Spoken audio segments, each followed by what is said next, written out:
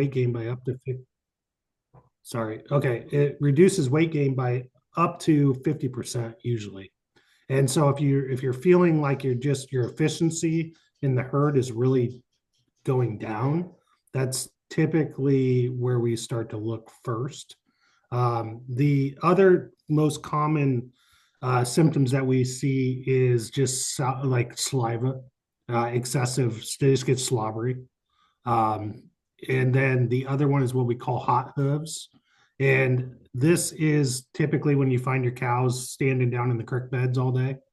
Um, and this is very common. Those are probably the three biggest common symptoms that we see with endophyte poisoning. So we have made the move probably about 10 years ago, honestly, to stop with Kentucky 31. Um, but you got to remember that the endophytes are there for a purpose. So the endophytes do give that plant some very unique characteristics in its ability to deter insects, improve drought tolerance.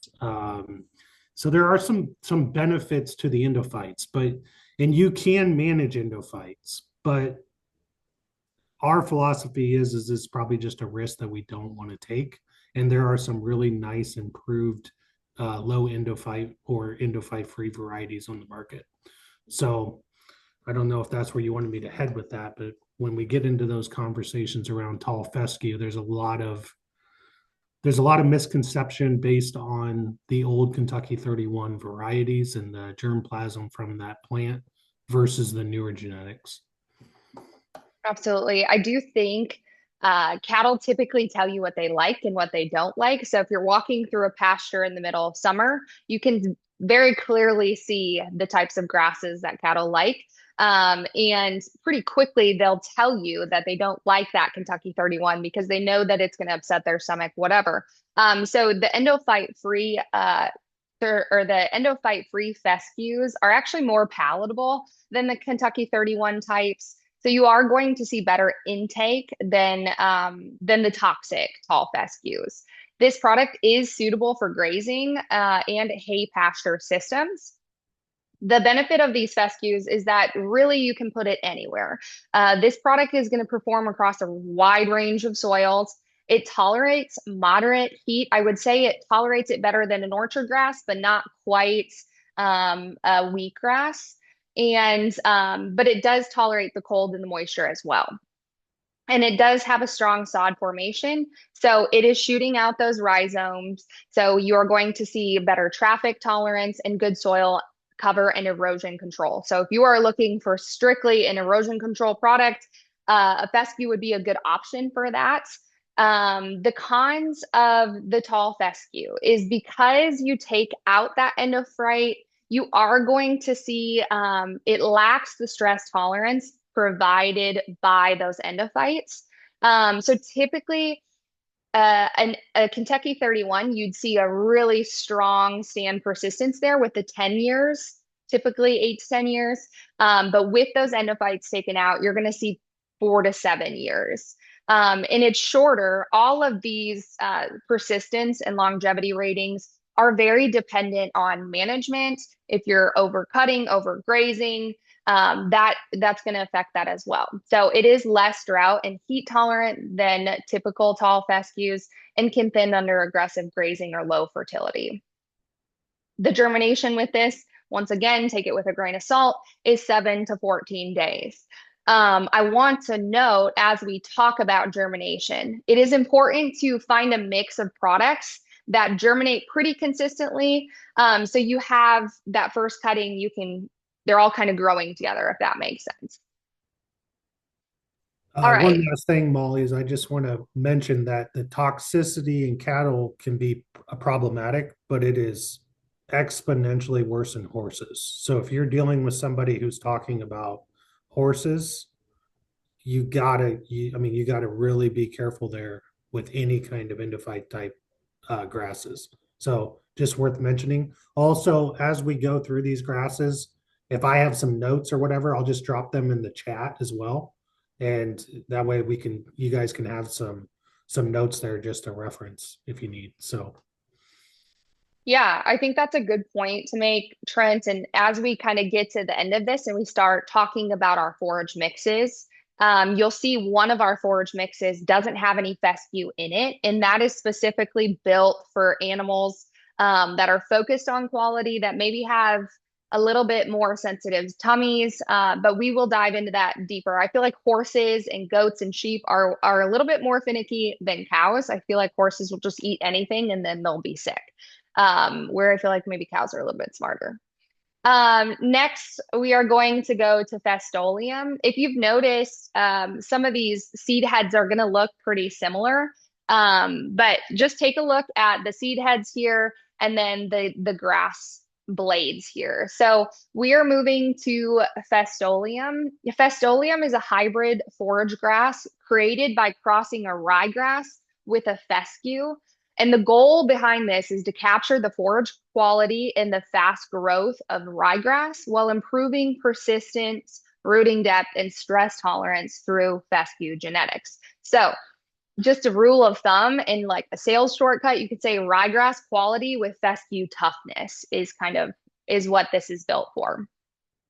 So the pros of Festolium is that it has excellent forage quality. It has higher digestibility and palatability than tall fescue. It is closer to a perennial ryegrass in feed value. And you see strong intake and animal performance when they're eating this Festolium. Because it is a hybrid cross, you are seeing improved persistence versus ryegrass. You see deeper roots than perennial ryegrass, better heat and drought tolerance, and longer stand life than ryegrass alone.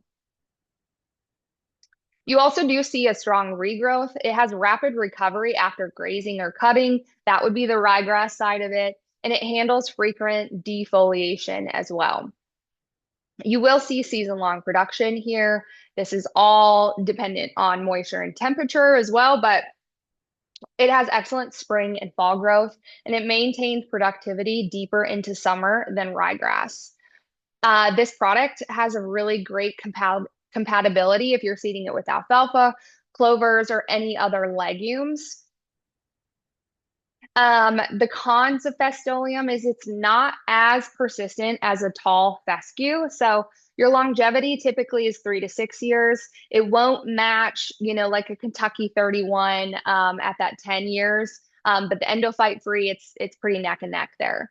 Management dependent. So this product needs fertility and grazing management to shine. So if you are managing that acre, if you are top dressing that nitrogen, putting out that AMS in the spring, this product is going to show off for you. Because it is a hybrid, you typically do see higher seed costs. So it is more expensive than common grasses, and it needs to be positioned as a performance upgrade. So this would not be a product that you'd put on an acre where you're just going to plant and get to it when you get to it. This is for the grower. And like Trent said last week, we position these products based on the grower, and we'll dive into that once we get to our forage grass mixes. But you guys really need to think about your growers here. If they want to put it out and leave it, that's a different product. If they want to manage that and fertilize and push those cuttings and push the tonnage, then that'd be a different product. So definitely think about your grower here. Germination on this Festolium is 5 to 10 days. So it does have that ryegrass germination, which we said above. So very quick germination there. I Something I'd see. like to add, Molly, on that. Yeah, I was just going to say, I Is see you're dropping stuff in here. Yeah, so something to keep in mind about these grass markets are that they are very niche, small markets. There's not just a plethora of producers of these things throughout the United States, and they can only be grown in certain geographies. And so orchard grass, we haven't got to yet, but one thing about orchard grass is that it's very short this year due to production last year. And so when we short those markets from a production standpoint, and we don't have the carry, pricing can go up rapidly. And over the past 60 days, we've seen orchard grass become very strong in pricing. And so Festolium is a product that seems to have more stability in the price point this year so far. I haven't heard a lot of chatter around Festolium pricing being something that's going to be at risk. And I would suggest that if you are in a market where you typically are using orchard grass with your alfalfa, Fastolium is a product that could be a very nice substitute for orchard grass if the price points get just uneconomical as we move through this year. So this would be my first choice to replace orchard grass in an alfalfa companion. It is a true companion with alfalfa. It will not outcompete alfalfa. It will not crowd your alfalfa out. So it is very nice in that aspect, as orchard grass is, but it can still give you that grass component to give you that high quality feed. So do not shy away from Fastolium if you feel like you're getting pushback on orchard grass pricing. Totally agree. I set our pricing, so if you get those price sheets, I'm the one that sends those out. I keep a tab on the market. I have bought our supply for the spring, but last year we had to rebuy a few different times. So I just want to preface, if you guys are going to be using orchard grass, get that order in so you guys can get in on that earlier pricing, because once we run out, that price is probably going to be going up. Otherwise, if you are going and ordering that product later or seeding it in the fall, like Trent said, Fastolium would be a really good option. So the next product we are going to go to, oh, hold on. Oh, I must have missed Kentucky Bluegrass in here. So we're going to skip Kentucky Bluegrass for a second because it's further down in my placement here. We all know Kentucky Bluegrass. It typically is in most of your pastures natively in your yards. It is a pretty durable product, but we will deep dive into that. I believe it's further down in my slideshow here. So we are going to move on to orchard grass. So Trent, do you want to explain to these guys why we carry two different types of orchard grass maturity wise? So we do carry an early maturing orchard grass and a late maturing orchard grass. Yeah, yeah, in very simple terms, the maturity of late maturing orchard grass matches up with a very nice vegetative stage. So just like Molly was talking about brome earlier, that the quality goes down significantly once we make that switch from vegetative growth to reproductive growth. And that's very true of many grasses. And so what we're doing with orchard grass is that there is a wide window of maturity. You have earlies, you have mids, you have lates. And what we're trying to do is pair a late orchard grass up with this optimal vegetative stage for high quality forage with your alfalfa cutting window. And so late maturing orchard grasses tend to be in a very prime vegetative stage, a high quality stage, when you're ready to cut your alfalfa on your rotations. So that's the primary reason for orchard grass being a late orchard grass being paired up with an alfalfa variety. The early orchard grasses we do use when we use all grass mixes because it is in tune to the maturity stages of other grasses. So when we have an all grass stand, early orchard grasses are typically the most economical choice for that, but also pairs up better with other grasses on a grass cut schedule. But late orchard grasses are your go-to when you're pairing, say, 4 pounds of orchard grass with 20 pounds of alfalfa or 25 pounds of alfalfa. So when you're just going with a single grass species with alfalfa, you should always select the latest option that you have to make sure it's vegetative at the time of cutting. Yeah, and like Trent said, actually the majority of our forage mixes besides Max Hold has orchard grass in it. So we use that product a lot. I know Steve loves to do an orchard Timothy grass mix. So going into orchard grass, the pros of this product is it has excellent palatability for cattle, sheep, and horses. You are seeing higher digestibility than Timothy at a similar maturity.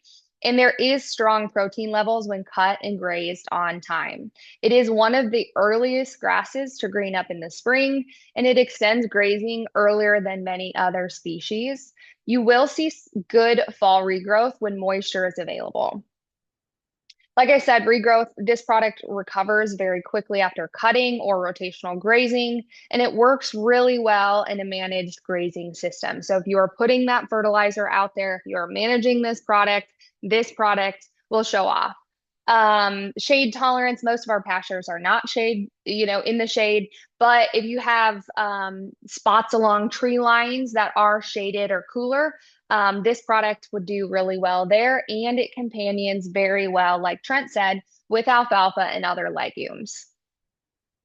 So going off of the cons of the orchard grass, so typically, probably like last year or years before when you guys were really dry, you guys noticed your pastures kind of shutting down in late July when it's hot and dry. And that's because we didn't have any really drought tolerant products in it. And the majority of it is orchard grass. One thing I will say about orchard grass is it does have poor heat and drought tolerance. So this product is going to go dormant in hot, dry conditions.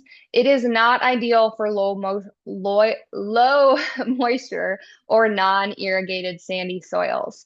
Another thing I will say is maturity timing is critical. So this product is going to head out quickly. And if you're missing that harvest time, the quality is going to decline pretty quickly. So rule of thumb, if you are shooting for quality, take that cutting or graze it right before that head is shooting out of that stalk there or the stem. So it does have a lower stand longevity than some grasses. Typically, you see this product last 3 to 5 years, depending on your management. It is less persistent than our fescues and festoliums.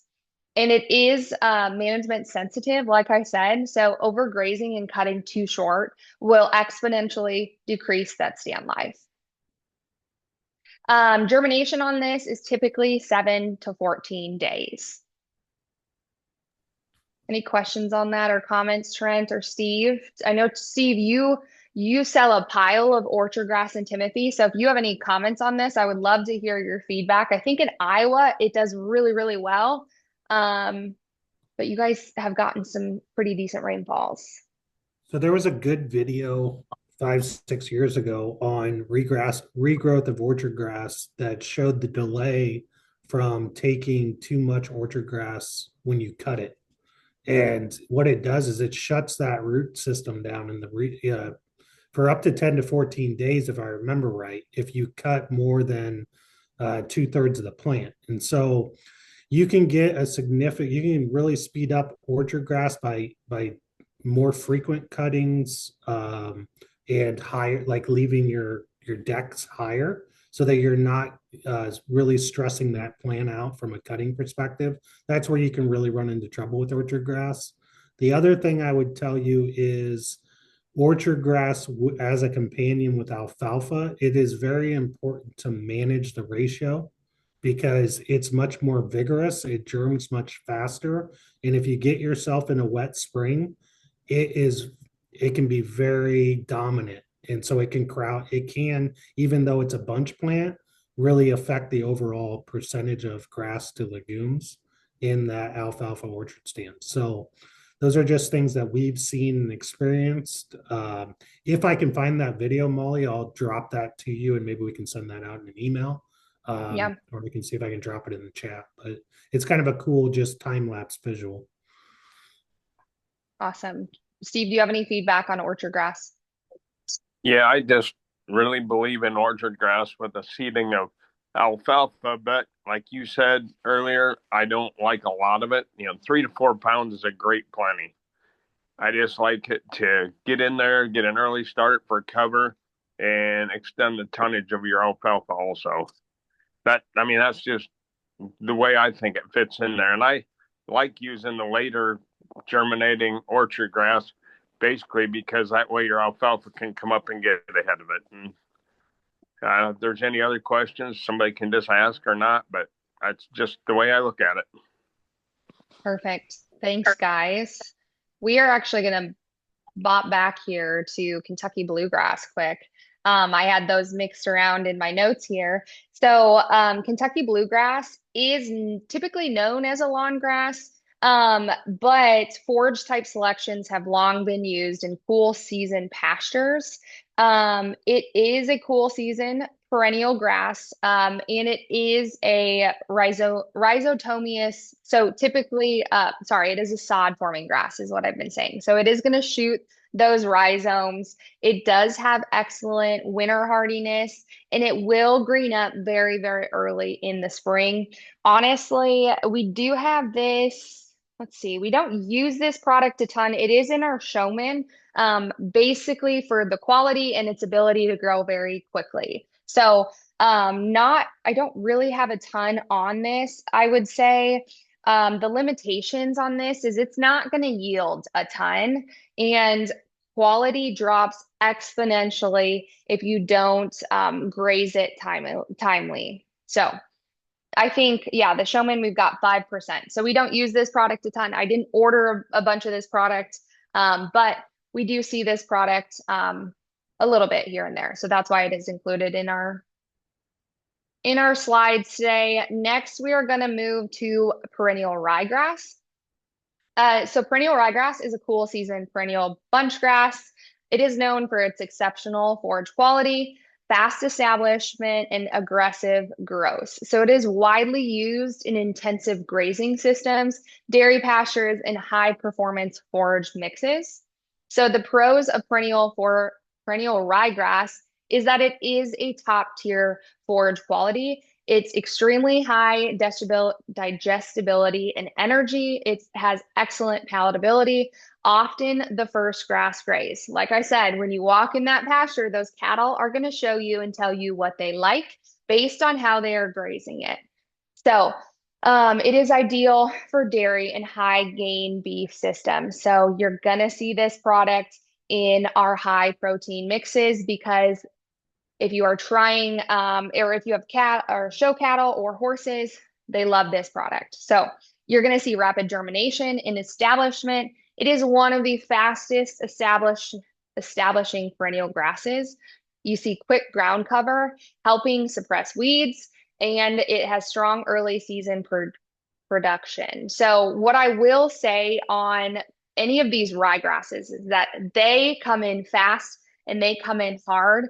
And so it is important to manage the percentages of these, whether it's annual ryegrass or perennial ryegrass in your mixtures, because if you put too much, they're going to come in hard and fast and they're going to spread so rapidly that those other grasses are not going to be able to come through. So typically in our mixes, you are seeing a low percentage of this just to get going and not to overtake the other grasses here. So it does form a tight traffic tolerant sod. So if you are grazing this product, it is great. And it performs really well in high stocking rate pastures.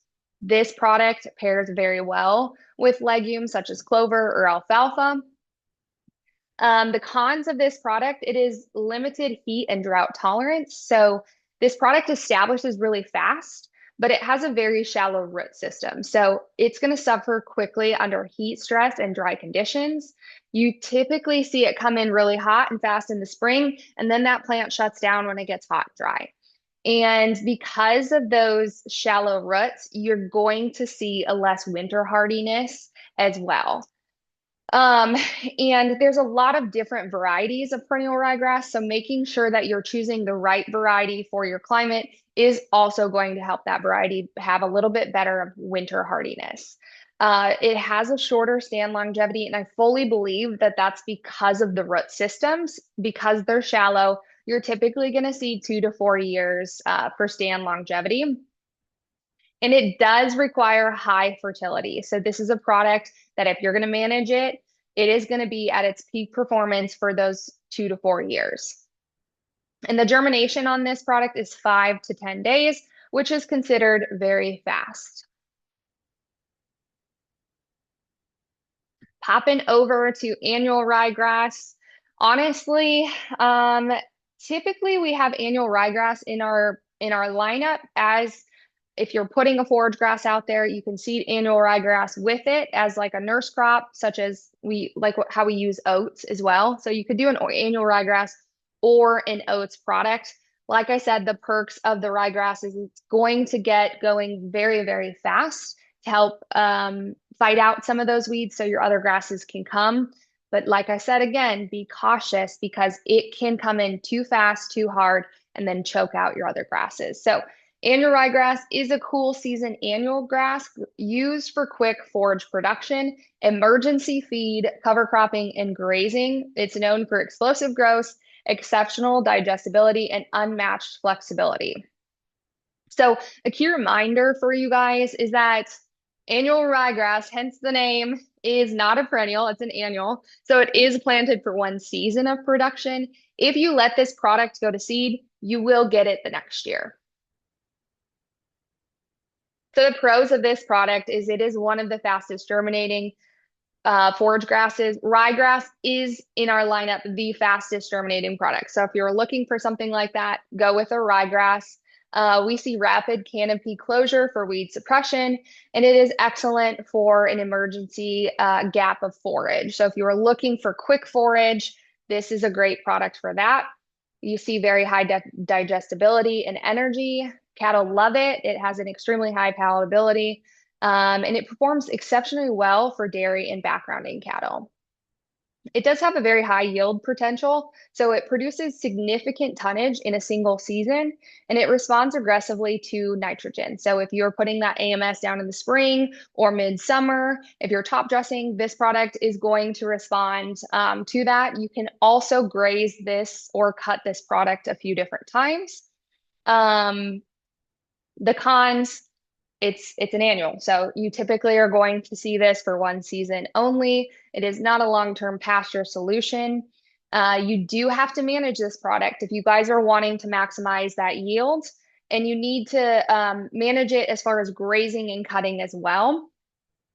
The rapid growth can outspace grazing, and quality drops quickly if allowed to mature. So if that seed head comes out, that quality is declining. And I think we're seeing that trend with all of our other forage grasses. Another thing, because it grows so fast and it forms so fast, it can be really hard to terminate. So just remember that as you are like planning your next crops, if you are planning on terminating it in the midsummer before fall, it can be sort of an issue to terminate it. And germination on this is 3 to 7 days. Next, I'll just add on an application there of annual rye. One is that annual. Okay, so there's a couple of things with annual rye. One is that I would want you to be aware of. Number one is that annual rye is a cheap grass because it is an annual. So they get production of seed every year. It's not something that you have to tie multiple years up before you get production off of it.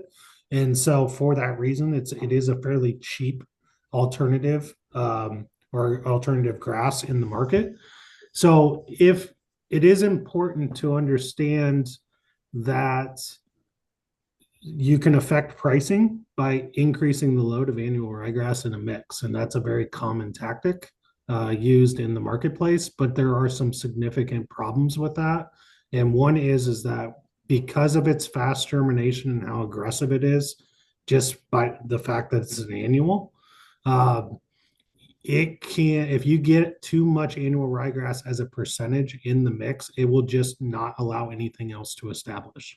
Annual ryegrass also puts off a toxicity in its root system that if you get it in where basically it's a natural occurring toxicity to other grass seeds and grass species.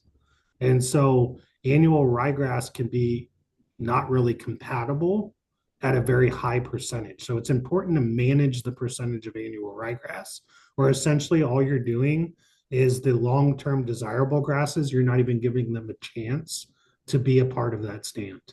And so you can get into some really cheap forage mixes. I think a lot of the big box stores lean on annual ryegrass. And it ultimately can be very detrimental to what you're trying to accomplish long term.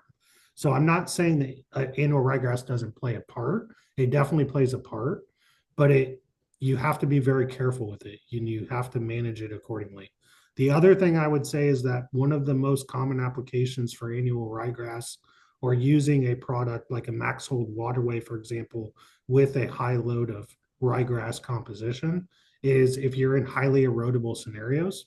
So we get a lot of people that maybe come through the door that have a pond dam project, something that's just it's not really for forage purposes, but it's something where they need cover and they want long-term grass stands.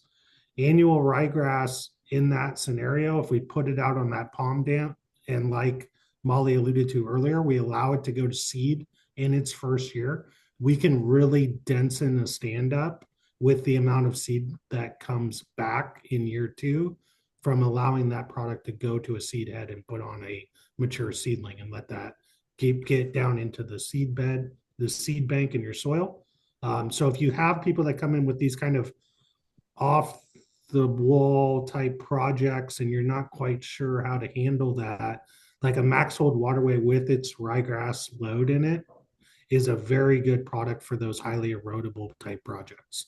And then I would encourage you to talk that customer through, putting on the correct seed rate in year one, but kind of walk away from it a little bit. Let it kind of go to seed so that you can really get those desirable seeds into the seed bank in those scenarios. So those are just things with annual ryegrass that I think we should be aware of.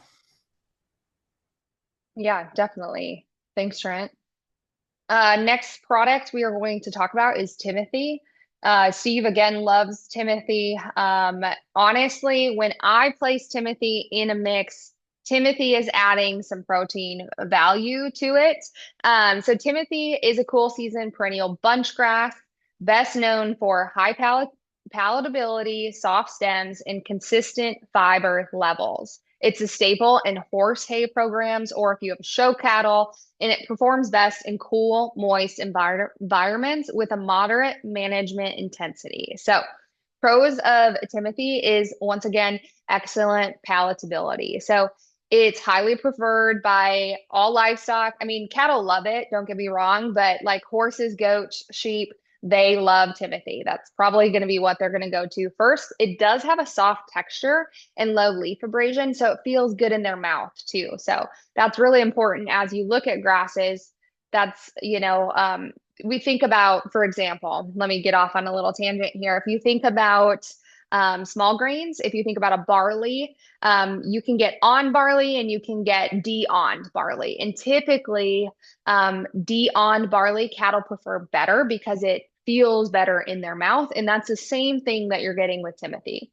It is a stable forage. It has stable forage quality, so lower risk of overly high sugars compared to ryegrass. It's very predictable when it comes to its fiber profile, and it's very easy to manage for horse customers concerned about digestive issues.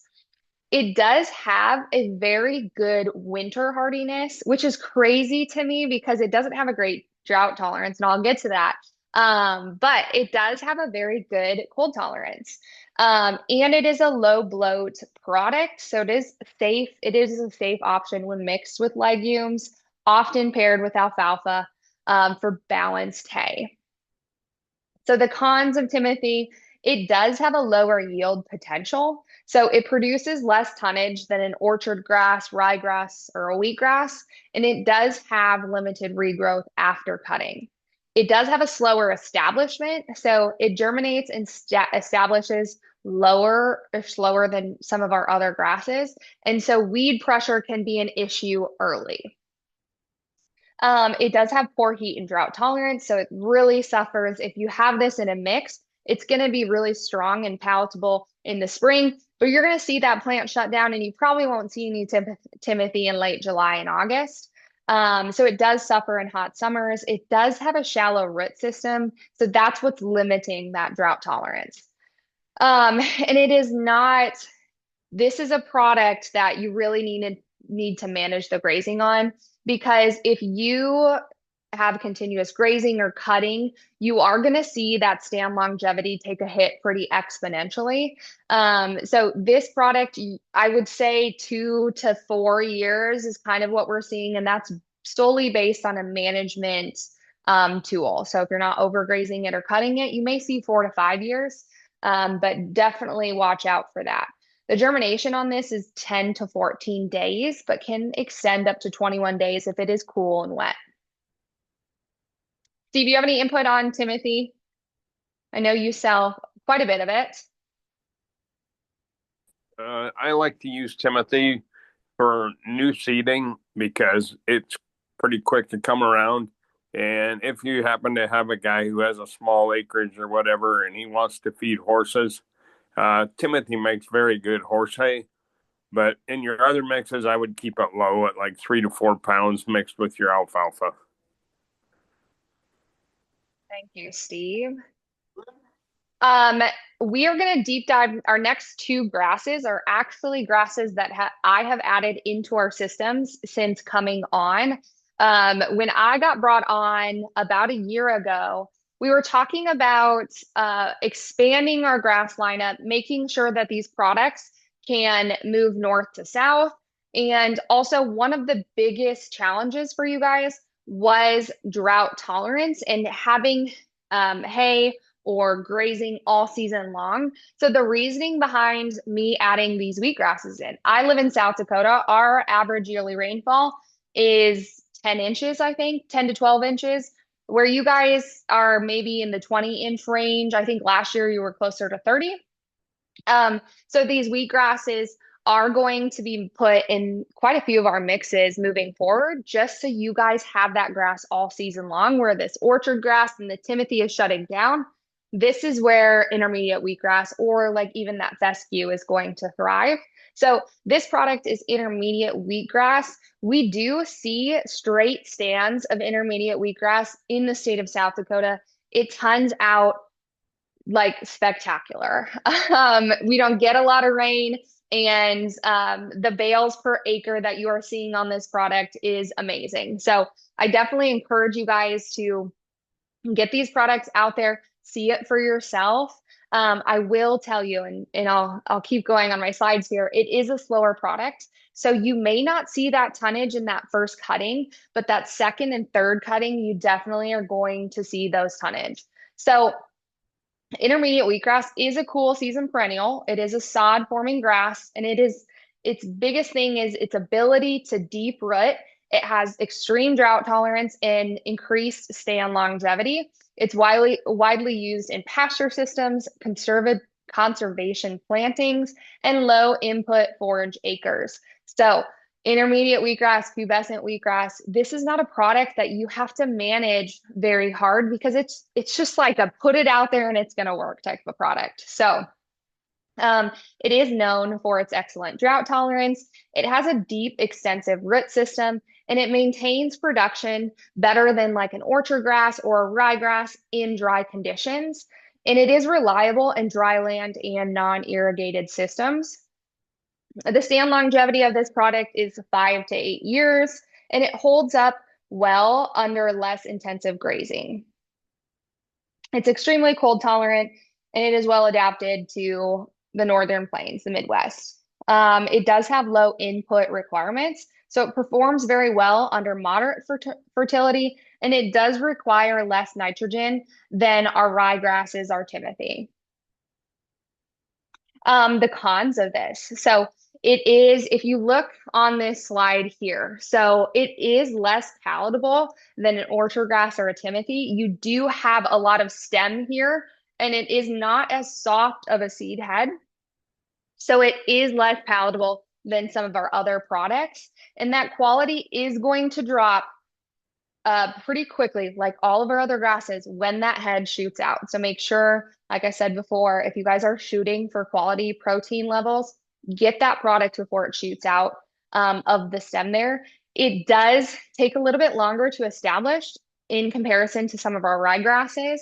And so it's going, like, if it's a straight product, you are going to see some weed competition issues. So it does have a limited regrowth. So you are not going to see, like I said, that strength in that first cutting, but you are going to see it in that second and third, and then maybe not so much that fourth.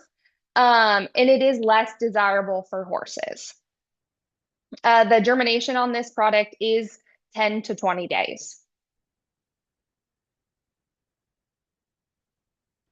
The next product we are going to talk about is, I would say that think of pubescent wheatgrass as intermediate wheatgrass's tougher cousin.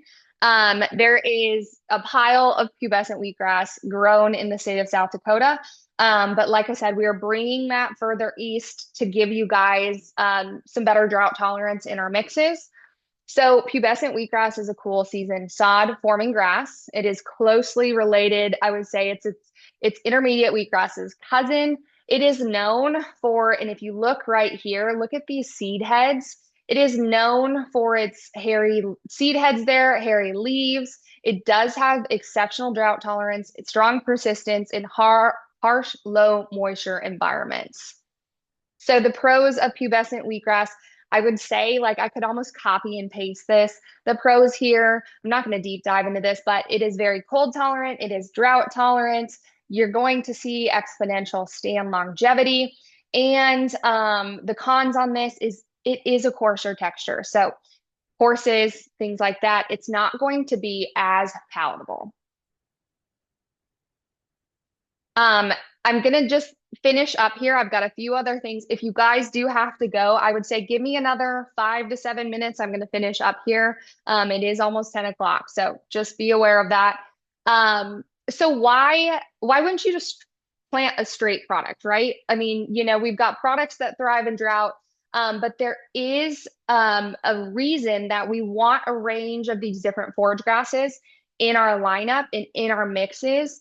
And the reason number one behind that is that it's going to extend your grazing season. So some of those grasses that are starting off in the spring shut down come, end of June, July, August, where the other ones are going to carry that load. So it's going to extend your grazing season. It's going to improve your forage quality, increase your stand persistence because we're not overgrazing that Timothy. There's going to be other grasses for those animals to graze.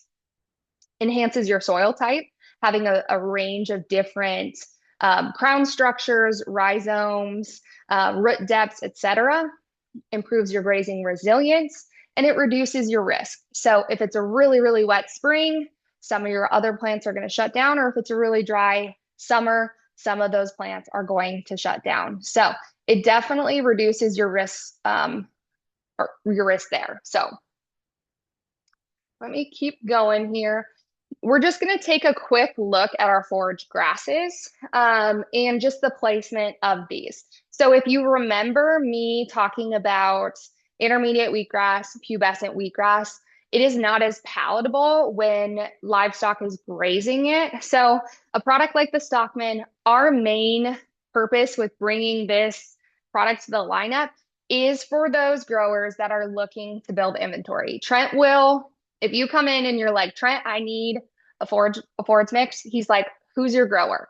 Who are you moving this product to? What is your goal with it? So the Stockman in our eyes is for that grower who is looking to build hay inventory. If we move to the Showman here, the Showman, like I said, we've got that Kentucky blue, we've got that Timothy, the ryegrass, the orchard grass. This is for your show cattle guys, the guys that have horses, maybe have some I don't know, calves out there if you're calving in the pasture. Quality is key with this product. So, and then we go to the herdsman.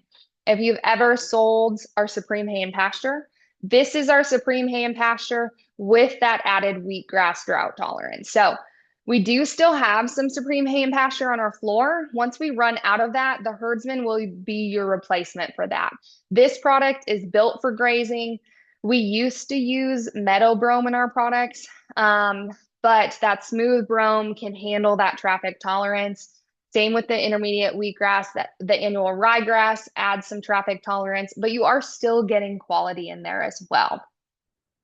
And then if you look down here, these are our typical waterway mixes. I would say if you guys are looking for erosion control, the max hold, like Trent said earlier, it's got that 10% annual ryegrass in there. It's going to establish very quick. If it's on a hillside, that would be the perfect product. Any feedback on those mixes, Trent? No, I think as you look at those waterway mixes, I think the most important question to ask your grower is whether what is his goal with the waterway? Does he want production off that waterway because he also has cows, or he also wants to make a little income going to the sale barn?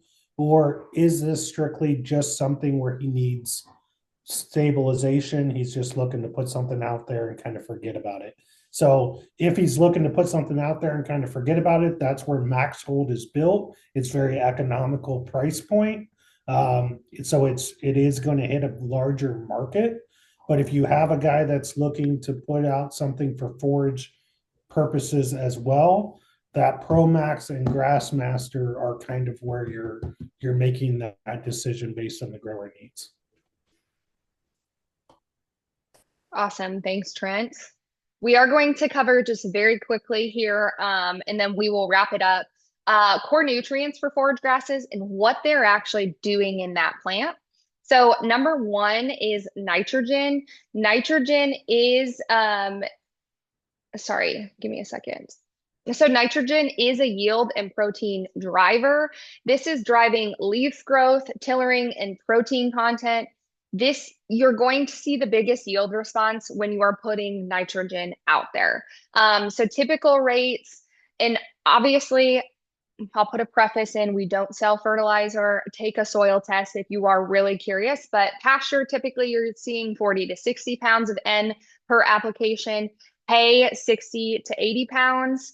And in high output systems, we're looking at 120 to 200 pounds per N per year.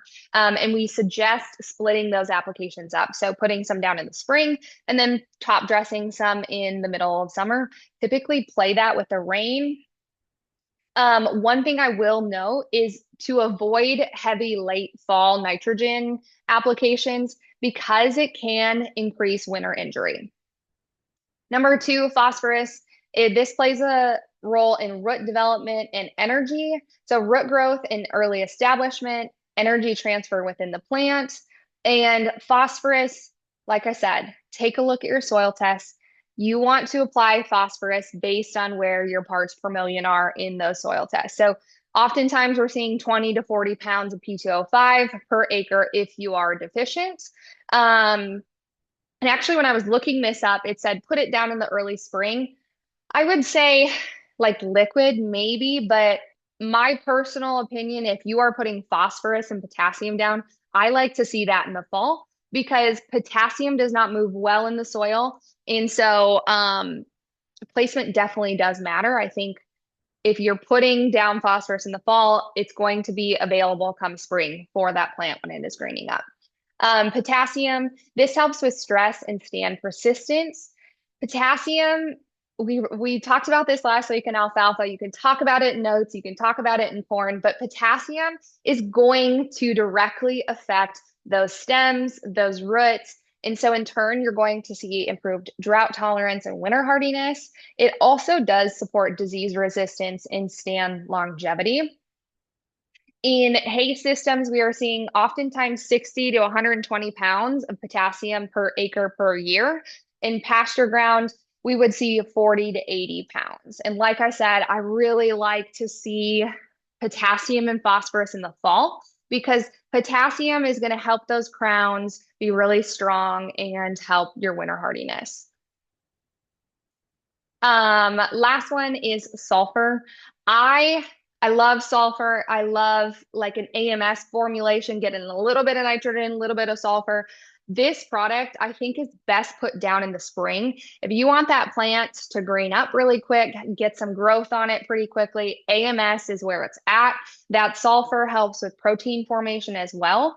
So it works with nitrogen for protein synthesis, often deficient on sandy or low organic matter soils. And your typical rates are 10 to 20 pounds of sulfur per acre per year. So in an AMS system, it works really great. I definitely think spring is the timing for that product.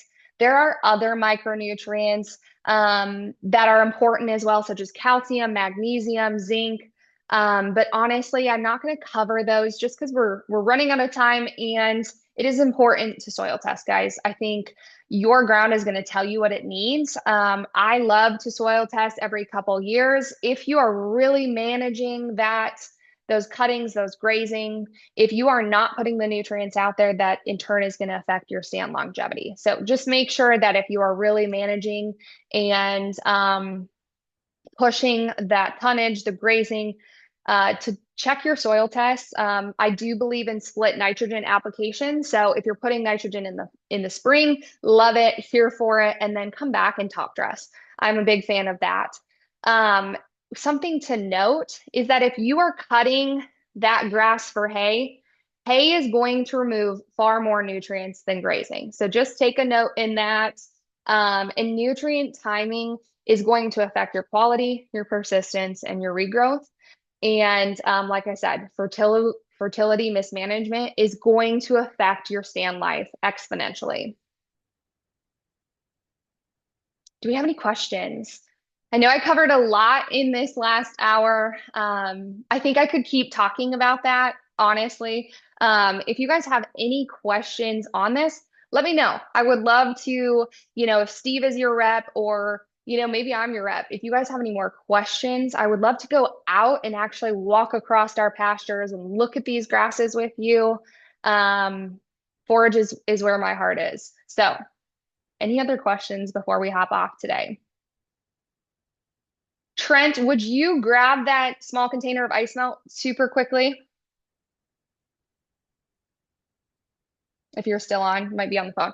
I do want to say we did just launch retail jugs of ice melt. So if you guys are a dealer and you want some of these jugs on your floor as your growers are coming in, maybe they're having coffee in the morning, we do have some new 10-pound jugs of ice melt, and they are available for you guys as well. So Because my video is disabled. okay, that's okay. I'll send that out in an email, but otherwise, you guys, thank you for hopping on. This video will be posted on YouTube. If you have any questions, you need technical guides, Mark and Kendall, I'll get yours sent over. But honestly, guys, I appreciate you hopping on. You guys are the core of Harvest Haven. And so if we can assist you in any way, that's definitely our goal. I hope that this was beneficial, and I appreciate your time today. Thanks, guys.